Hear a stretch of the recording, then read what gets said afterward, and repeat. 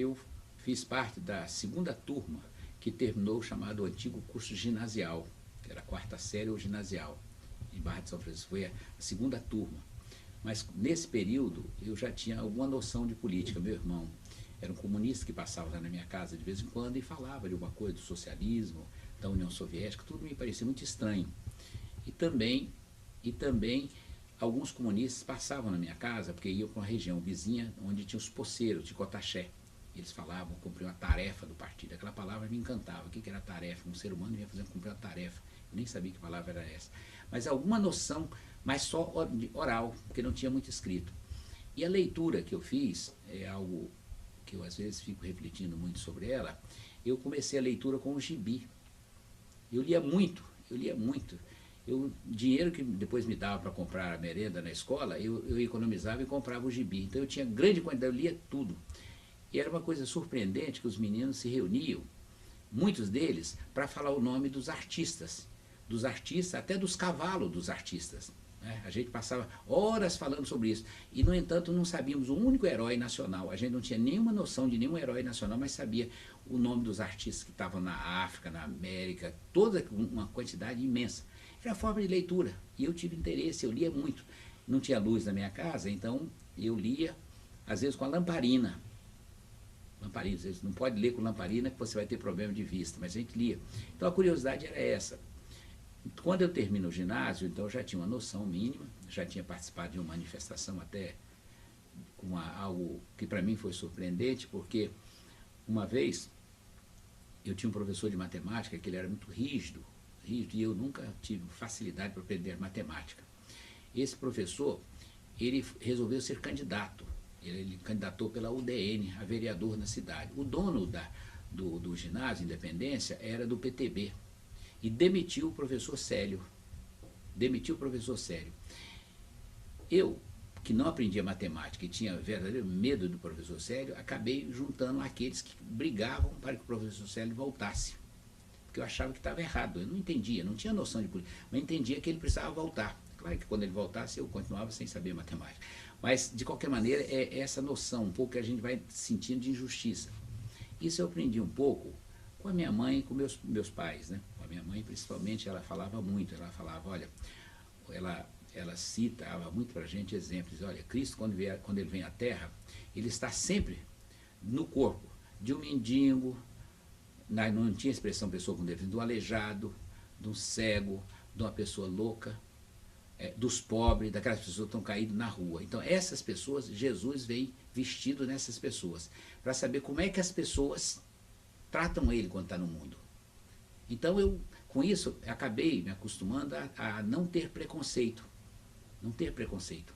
Porque eu achava que ali, diante de mim, aquele mais desvalido, que a gente chamava na época, poderia ser o Cristo, né? Embora minha família não fosse muito religiosa. Minha mãe ligava mais com a religião de matriz africana, meu pai também não frequentava a igreja, reclamava muito que os padres não casavam, né? E achava que ir na igreja muito não dava muito resultado. Ele dizia, preciso fazer outras coisas melhores. Ele tinha essa... E eu criei solto no mundo. Então, quando eu fui para Vitória, na década de 60, já estava na efervescência. Então, eu já tinha noção da Revolução Cubana, né? Aí já lendo um pouco de algumas coisas, já tinha lido alguma coisa sobre a Revolução Cubana, já tinha ouvido muita gente falar, já acompanhava os rádios, né? Na televisão não, mas rádio já tinha. Eu já ouvia os noticiários, alguns deles, não sempre, todos eles. Quando eu chego em Vitória, então eu chego já em 1960, na efervescência da política, negócio de luta de reforma de base, já estavam começando essa discussão. Então eu começo a entrar em contato com o jornal A Folha Capixaba, que era do Partido Comunista Brasileiro. Entrava em contato, era um partido que estava legal, de 64, e rapidamente e passei a ler, aí sim tinha mais facilidade de encontrar livros, passei a ler bastante coisa, na leitura mais eclética possível, não tinha muita orientação, mas lia quase tudo que aparecia pela frente. Comecei a atuar no Partido Comunista. Aí me filiei ao Partido Comunista no final de 60, atuando no movimento estudantil, ajudei a participar da chamada reforma de base, tinha a Frente de Mobilização Popular, e eu acabei representando os estudantes secundaristas nessa Frente de Mobilização Popular. Ajudei a fundar os primeiros sindicatos de trabalhadores rurais no Espírito Santo, participei, ajudei a fundar a União Capixaba de Estudantes Secundaristas e fui da União Espírito Santense de Estudantes Secundário e acabei, não sei se bionicamente, sendo secretário de Coordenação e Difusão da UBS, porque era um cargo que eu visitei no Rio de Janeiro e eles me deram nomeação para ser secretário. Eu, na realidade, não fui eleito, fui nomeado. E nesse período eu participei, um exemplo eu tive no Rio, nessa movimentação estudantil e da área dos rurais, da luta pelas reformas de base, fizemos a viagem naquele grande comício no Rio de Janeiro, em frente à Central do Brasil. Eu fui, fomos um ônibus, a gente achava que era muita gente, era uma viagem longa de ônibus, participamos do comício. Antes de participar do comício, participei no Rio, numa atividade que chamava Ativo dos Comunistas Jovens, né? Estudantes tinham ativo, reunia os comunistas de vários estados, e eu fui numa reunião, eu creio que é próximo do Hotel Serrador, no Rio de Janeiro, nem sei se esse hotel mais existe, e lá eu conheci Luiz Carlos Prestes, ele foi visitar os jovens. A gente conhecer, para a gente era importante, claro que já viu no comício, ele esteve no comício. Então, tinha já essa militância. Quando veio o golpe militar, já era ativista do movimento estudantil e do Partido Comunista. O golpe veio em 64, nós participamos das primeiras notícias que nós ouvimos de rádio. Na época, nós já começamos a nos manifestar, nos organizar. E organizamos um grupo e ficamos na sede da União Estadual de Estudantes, como se fosse resistir ao golpe. Ali ouvia os noticiários, uma coisa dramática, ouvir as rádios anunciando, assim, daí um pouquinho dizia, a rádio saía do ar, que nós estávamos ouvindo sobre as notícias da movimentação das tropas contra o Jango. Fizemos a assembleia e decidimos que iam ficar lá. A cada momento uma rádio desaparecia do ar, a gente ficava atento para ver que notícia ela traria da resistência contra o golpe, e a cada vez que ouvíamos, a rádio saía do ar e entrava um dobrado militar. A gente sabia mais um lugar que caiu.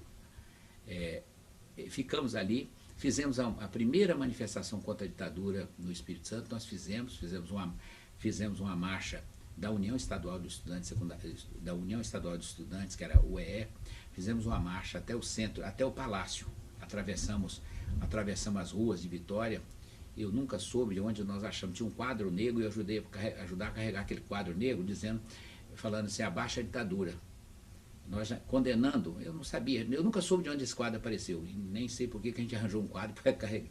Levamos e fomos até o Palácio. E ali fizemos em frente ao Palácio, tive uma das surpresas. Eu me lembro que eu falava, os soldados em frente ao Palácio, com uma roupa caque, bem surrada, algumas delas até com algum rasgão, e a gente falando, você soldado, eu lembro que a gente em frente ao Palácio, falando, você soldado, você que é filho do povo não pode entrar na universidade, você não tem direito.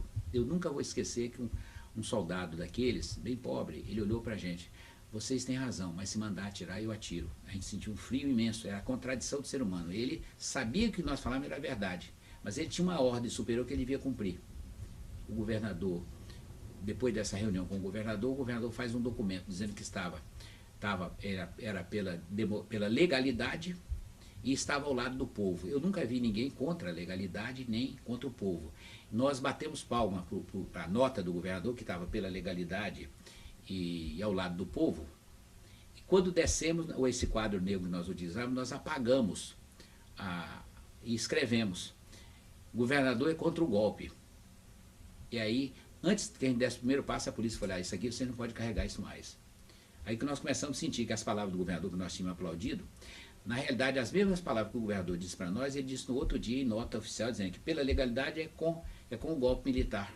Porque os militares diziam que estavam também na legalidade. A favor do povo também disseram. Então nós fizemos. Depois disso, nós vimos, nesse período, algo terrível, que é todos os momentos tenso histórico, é que a gente vê uma grande revelação dos seres humanos. Eu vi muitas pessoas que faziam muito discurso desaparecerem, se anularem e ficarem assustados. E vi muitas pessoas que aparentemente era neutra, aparentemente não tinha nenhuma preocupação com política, aparentemente não queria nenhuma participação, assumir uma coragem que a gente ficava impressionado. Então,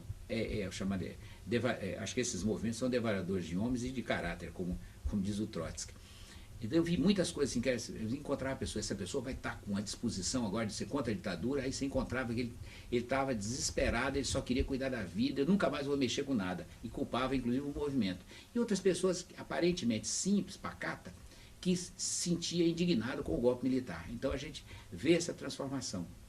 E aí nós participamos do movimento universitário. Eu cheguei a ser presidente do diretório acadêmico da faculdade.